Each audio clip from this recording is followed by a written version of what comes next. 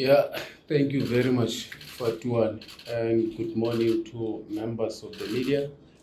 I think I must first start by extending the apology from our head coach for other reasons that were unforeseen and unavoidable. Couldn't make it, and I hope we shall be in a position to field and respond to all the questions that are posed. And I think the first one that you put across is it's going to be an exciting match. And already fact that it will be round two, people can have some sort of level of expectation. There's more of a measure based on what happened a couple of weeks back. And indeed, it was an exciting match. An early goal from Kaizer Chiefs in a packed stadium, great environment, good ambience, and we expect the same. But I think we had a responsibility to stay calm so that we can see ourselves through the match. And before one forgets, I must also convey a message that the ambience and environment was made perfect by supporters, only if they can come earlier. Only if they can come earlier, because it's got a whole lot of other dynamics in it that when they delay the start of the match, it affects your match day routine. Because you would say in preparation for a match, you say the match is at 3 o'clock. What time is your pre-match meal? What time is your pre-match talk? The minute the match gets postponed or delayed a bit, then it would have affected your pre-match meeting, departure from the hotel, and pre-match meal. So it does affect us big time. And the psychology of sports as well. After warm-up, you get back into the dressing room, getting ready for the 4, 5, 6 minutes until the whistle is blown for teams to come to the tunnel. And then they get to be informed that, guys, the match is likely to be delayed for 30 minutes. It deflates.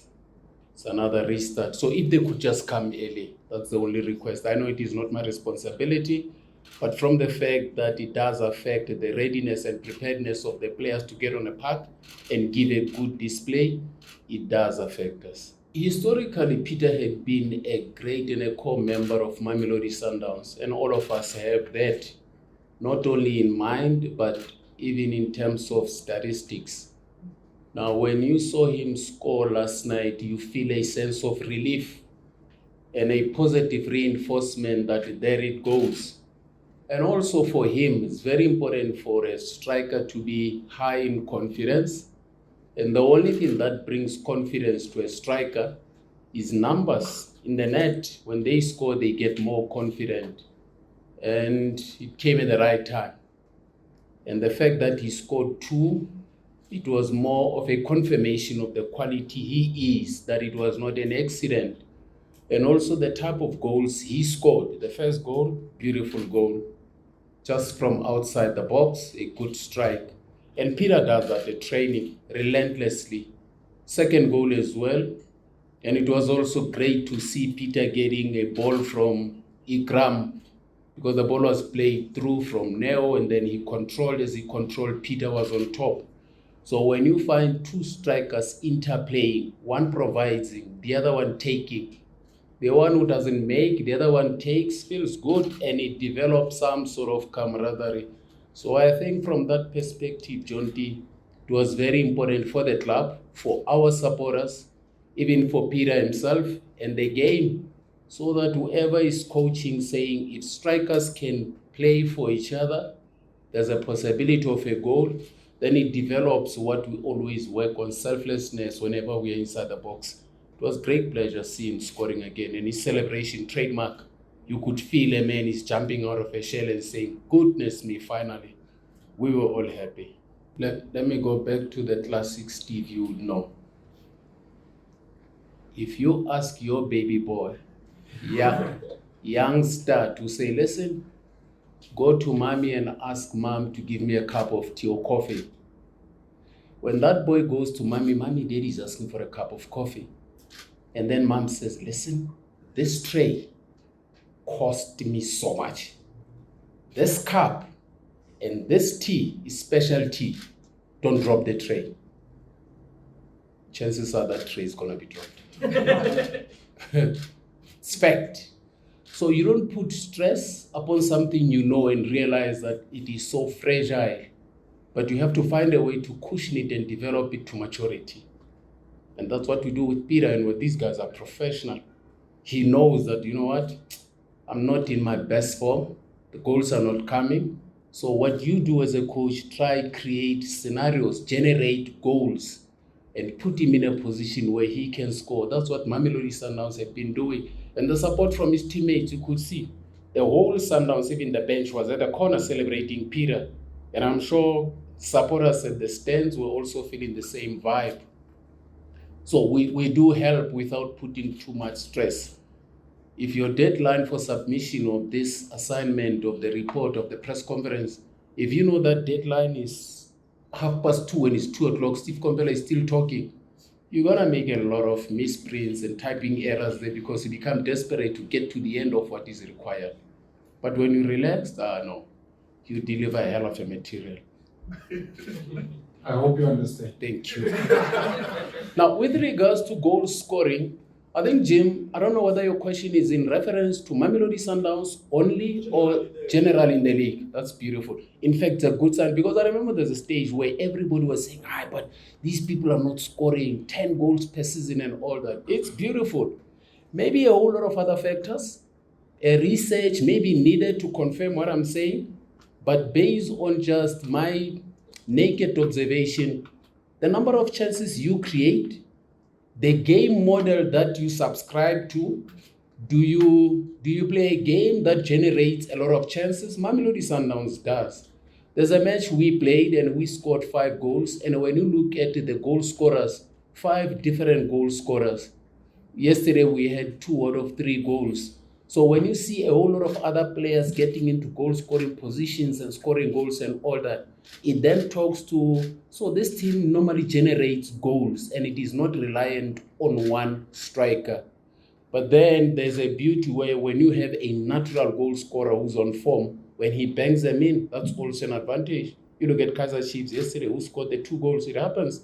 You go back at Bafana, Talent Mbata, he took 2 goals that are similar and all that. And you see these and then you get excited. And the success of PSL production immediately gets to be the success that becomes a benefit to Bafana. So when they score, and it also invites supporters. Because in all honesty, the chaos and the noise in a match of football is about how you enter the opponent box, threaten and score. The more entries, the more threats, the more goals, people would love that game. And people support teams that score goals. So the game in South Africa, to attract even more fans, we need to score these goals. And at the end of the day, you pay your 40 rand, 50 rand, 60 rand to go watch games. I mean, goals, you don't know what's going to go to a game. It has happened many a times. You see that there's a beautiful match, but it's 0-0. And then people say, it was just a dull match. When in essence, it was a hell of a match. And then you go to a match where there's lots of goals and the match is not as exciting. But the excitement of goals is just a must in any football match. So it's good to see them scoring as well. Our point of reference would be the match we played. You look at you guys who do SWOT analysis. You look at areas where you did very well. Are those opportunities still existent with the current setup at Kaizer Chiefs?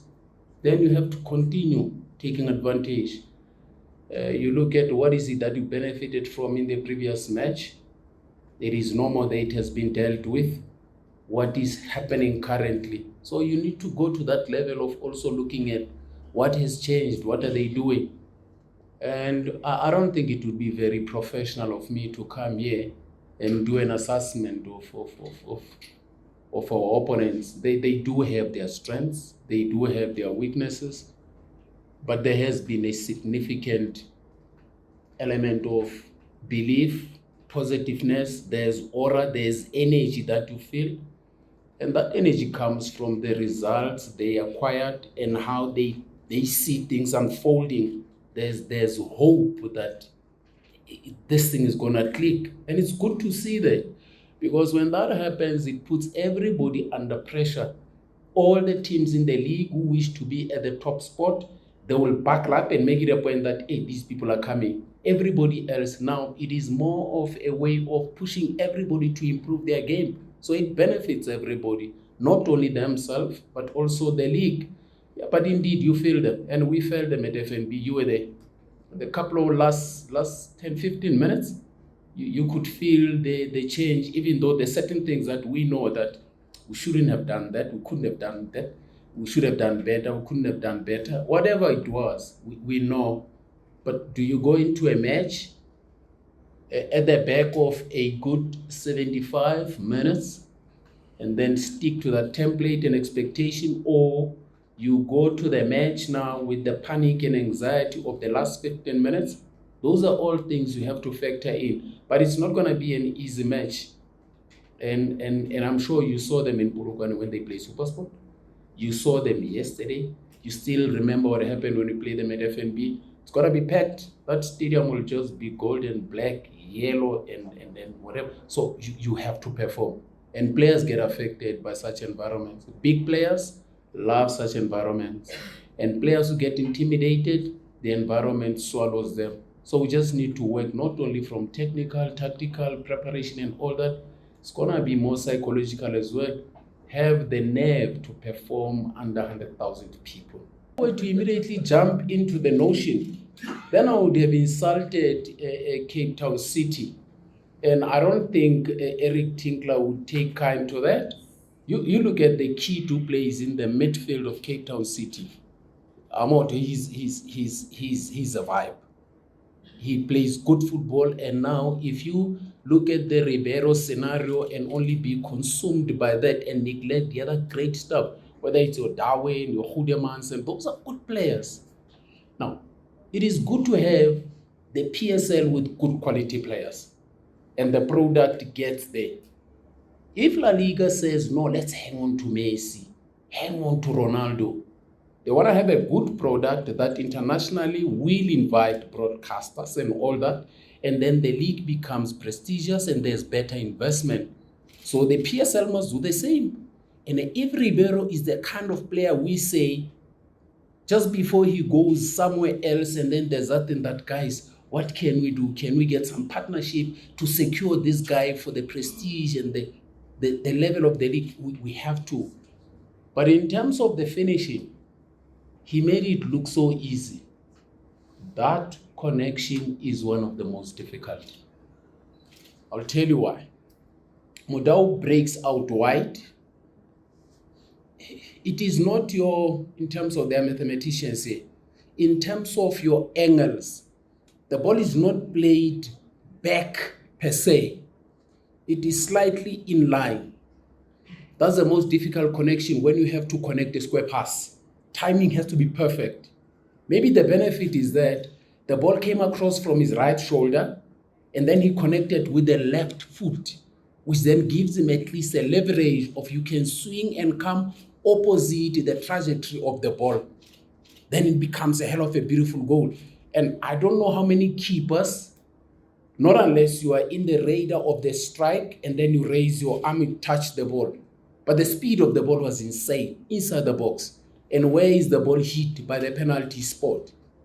But leave Ribeiro, then go back to Peter Shalulile. Give him credit for dragging the defender to the near post. Peter drags the defender to the near post.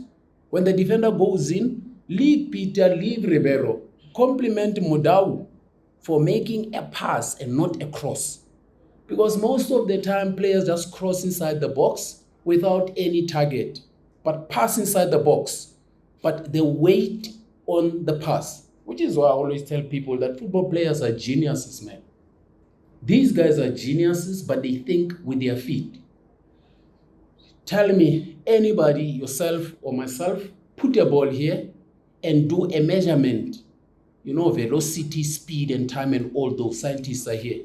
If you put the ball here and aim to find a person at a particular point, at a particular time, that's genius. And football players do that amidst the chaos of actions and all that. And then we still disrespect these people because of, those are mathematicians. You and I, those who play golf, they try here, you putt, the ball falls short. And some try kick a ball, it falls short. But those guys are so precise and accurate. That's what they train for. Now, if the ball comes like that from down at the right pace, at the right angle, connects with Ribeiro, Peter goes there. It needs a lot of synchronization, a lot of training, a lot of understanding to execute that. But at the end of the day, after you've put all the ingredients, the one who enjoys the soup simply says, the soup was nice.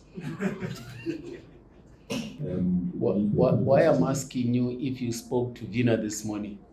Vina may have said, hey, Mahlatsi, ask him about the river for the weekend. And now you're talking to Steve Komphela. I am listening to what you're saying, but I hear what you're not saying. So, River's issue happened last night, and it's quite premature for us to have any exact assessment. Maybe we would have had our team doctor, your medics would give us a better reflection. But listen, in football, things are possible. So it happened last night. As soon as we get feedback, we had regen and maintenance session. I come from training now. They were looking at him, and the protocols that are required from a medical point of view they will be applied. We hope to have him. We should. And indeed, River, he gives the team different personality. Mshishi gives the team different personality. Then your biggest challenge as a coach then becomes, do you then make a team made by the quality of the players, or you make a team that plays to your structure? Do players make the team, or when you make a structure and fit in players? We depend on the quality of these players, top players. But at some point, there's a stage where you say, what do I have? Okay, the ingredients that I have here, they call for this type of production. So sometimes you don't have all that you want, so you have to work with what you have. Having confidence in the players, maybe we are informed by the game as well, because the game has gone a bit faster, and the younger, the faster you are, the game has gone very technical, and they've got great level of technical ability. And also, I think that there's a selling point, and there has to be a buy-in. Now, if your selling point does not have a very strong point of reference, the buy-in is slow, it's reluctant. I'll tell you why I'm saying that. If you then say to a loving person, football-loving person in South Africa, look at Yamal, whoever, look at this one and that one, they play 16, 17.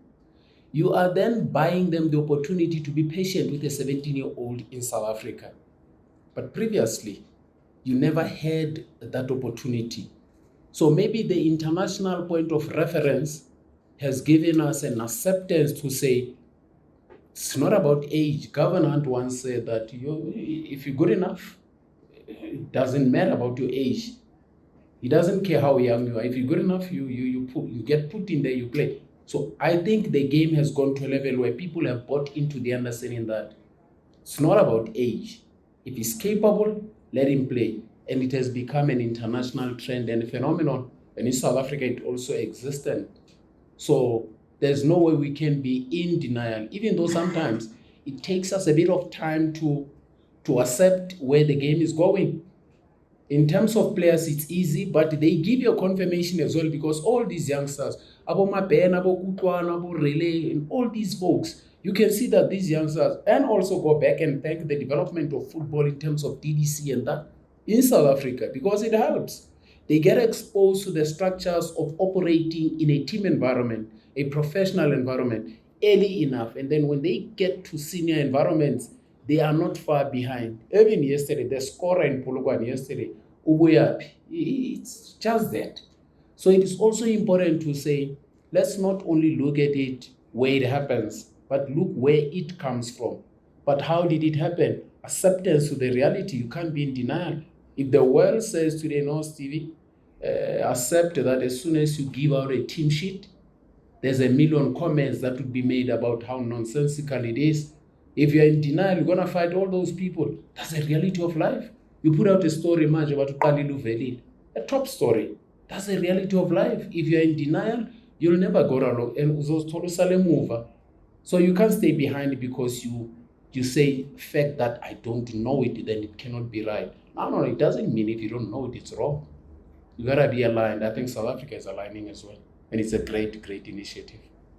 I think, Jabulo, the environment, the leadership environment at Sundowns is very complex. And not only now, it had always been like that. And in high performance environments, you can't hold too much sentiment because it's about production.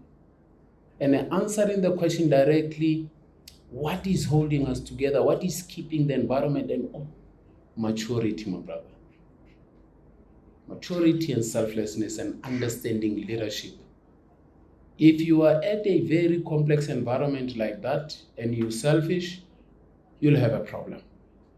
If you're in an environment like that, you lack maturity, you'll have a problem. Because you can imagine if I go in there and I'm egoistic, then Coach Mangoba is there. No, but Steve Komphela has coached at Arrows, has coached at Kaizer Chiefs and all that. And then you don't want to accept the fact that, listen, leadership is about sharing opinions and also understanding that positions are not a reflection of leadership, but your inputs and maturity in dealing with matters to get maximum output. That's leadership. If you lack that understanding, you can't work at Mamelodi Sundowns and you can't work anywhere else. So modern leadership and management, and which goes to everybody, even in corporate, you need to have soft skills. No matter how good you are in modern life, you can be a top person and all that. When you lack soft skills, you'll see nothing in leadership. We don't instruct anymore. You have to get a buy-in. We don't bulldoze people. Tell me now, Carlos Queiroz working at Real Madrid, and then Beckham has to go to LA, there's a shoot on Gillette, whatever. Then Carlos says, no. Or Ronaldo takes his private jet. He leaves Spain, he goes to Portugal. You're dealing with these guys that have money like. Now, you want to tell me that you're going to treat him like a small boy? No, that time is gone, my friend, to be telling people. You have to explain why it has to be done. And then put it here, get a buy-in from them. Don't instruct them. And if our bosses are still instructing us, the management today has changed. Have soft skills to speak sense to these people that they understand why it has to be done, not what has to be done. Who said it will all be given to you? How many stories have you written when and all of them don't get 5 stars? Did you then drop the pen and the paper and the laptop? No. You didn't get bitter, you got better. Focus. And I have the same level of expectation from disappointments that success is always surrounded by lots of sourness and disappointment. And a slight touch of sourness and bitterness should not dampen your spirit and aggressive desire to want to succeed. C'est la vie, that's life. You're walking on water. When you walk on water and then you get flutters and then there's mud and then you start saying, say, when you approach water, then have expectations of those sprinkles. And not only sprinkles that are pure and clean, there may be mud there. So whatever you deal with, there's blessings and burdens are cousins. Chief, the only way to get life or to get fire, there must be friction. Without friction, there can never be any improvement. But if you want to swim in sweetness, you're going to rot in there. At some point, you need to clean yourself and drink water so that you can you clean your palate and say, okay, but this hand is different from the one that I had yesterday. Then you draw differences. But if you drown yourself in one mode, like a train, you're heading one station. Coach, it was great having you.